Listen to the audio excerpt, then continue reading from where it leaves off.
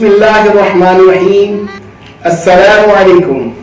मैं हूं नबील शाह और आप देख रहे हैं मेरा YouTube channel Nabeel Shah official. हम पे दरवाजे खुलेंगे दानिशो इदराक के, हो गई जब आशकारा हिकमते कुरान पाक। दोस्तों, आज मैं इस्लाम और जदीद साइंस सीरीज के चैप्टर नंबर 2 में मशहूर धात लोहे का कुरानी जायजा पेश करूंगा कि ये इस जमीन पर कैसे उतारा गया, जिसका जिक्र कुरान की सूरत अल हदीद में आया है। और साथ में ये भी बताऊंगा कि इस सूरत में वो कौन सा ऐसा कुरानी मंजर मौजूद है कि जिसे देखकर सेकुलर्स और काफिर लोग भी पुकार उठेंगे कि बेशक कुरान अल्लाह की सच्ची आसमानी किताब है और हजरत मोहम्मद सल्लल्लाहु अलैहि वसल्लम अल्लाह के आखिरी नबी और उसके रसूल हैं। वीडियो में आगे बढ़ने से पहले मैं आपसे दरख्वास्त करूंगा कि अगर आपने अभी तक मेरा चैनल सब्सक्राइब नहीं किया तो अभी कर लीजिए और बेल आइकन का बटन भी दबा दीजिए ताकि आपको मेरी आने वाली तमाम वीडियोस हर वक्त मिलती रहें। तो दोस्तों, हमारी जमीन में पाई जाने वाली सबसे अहम धात का नाम लोहा या आयरन है। इंसान ने जितनी तरक्की की है उसमें लोहे का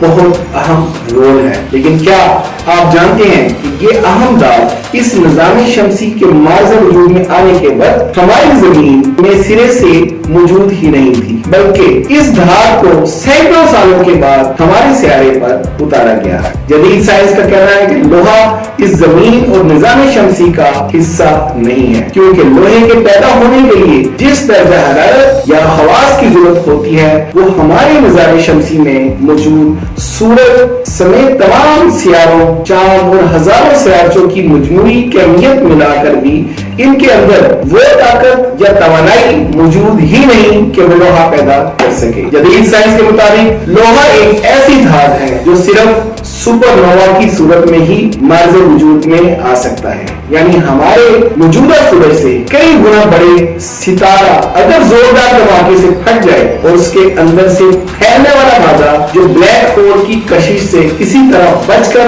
खला में फैल जाए, वही ये धात बना सकता है जिसे आज हम लोहा या आयरन कहते हैं। और फिर वो शहाब साकिब या मेटेराइट की शक्ल इख्तियार करके किसी भी सियारे पर गिर सकता है, क्योंकि उस वक्त तक हमारी जमीन के लिए मकनातीसी हिसार या ओजोन की लेयर नहीं थी, लिहाजा ऐसे पत्थरों या शहाब साकिब की बारिशें होना आम सी बात थी। चांद की पैदाइश भी इसी दौर में थैया नमी सियारे का जमीन से टकराने के बाद जमीन का कुछ हिस्सा खला में जाके चांद की सूरत इख्तियार कर गया। ऐसा ही हमारी जमीन के साथ भी हुआ जब मुख्तलिफ शहाब साकिब मेटेराइट की सूरत में हमारी इस कायनात पर गिरे, जिनके अंदर बेपनाह लोहा मौजूद था, जिसके बाद हमारी जमीन के गिर्द ऐसा मजबूत मकनातीसी हिसार बना कि फिर दोबारा कोई शहाब साकिब या मेटेराइट इस शिद्दत से हमारी जमीन से नहीं टकरा सका। तामनवी सूरत का नाम अल हदीद है, जिसका मतलब है लोहा। लोहे के नाम पर अल्लाह ताला ने एक पूरी सूरत कुरान मजीद में नाजिल की है और इसी सूरत की आयत नंबर 25 में अल्लाह फरमाता है, अऊज़ु बिल्लाहि मिनश शैतानिर रजीम, बिस्मिल्लाहिर्रहमानिर्रहीम, व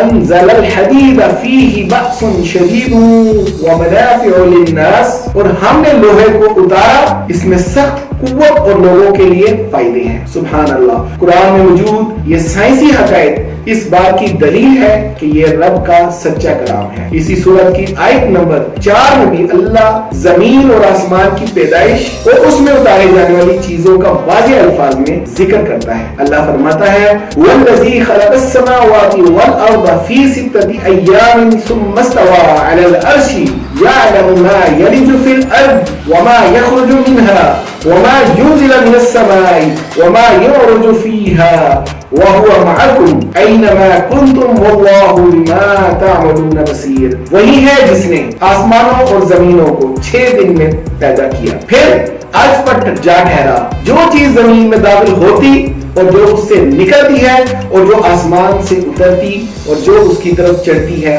सब उसको मालूम है। और तुम जहां कहीं हो وہ تمہارے ساتھ ہے اور جو کچھ تم کرتے ہو خدا اسے دیکھ رہا ہے. یعنی اللہ اس آیت میں واضح الفاظ میں جو کچھ زمین پر اتارا جاتا ہے وہ اس کی مرضی سے ہی ہوتا ہے. اس سے بھی زیادہ حیران کر دینے والی بات یہ ہے کہ جدید سائنسی تحقیق کے مطابق لوہا زمین کے بالکل مرکز یا درمیان میں موجود ہے اور اسی لوہے کی بدولت مقناطیسی لہریں زمین کے گرد پیدا ہوتی ہیں جس سے زمین پر سورج کی الٹرا ریز اثر انداز نہیں ہو سکتی اور یہ وائرس کمیونیکیشن میں بھی مدد فراہم کرتا ہے. دوستو آج میں قرآن کے جس معجزے کا ذکر کرنے جا رہا ہوں وہ بہت اہم معلومات ہیں. آپ بہت توجہ سے سنیے گا.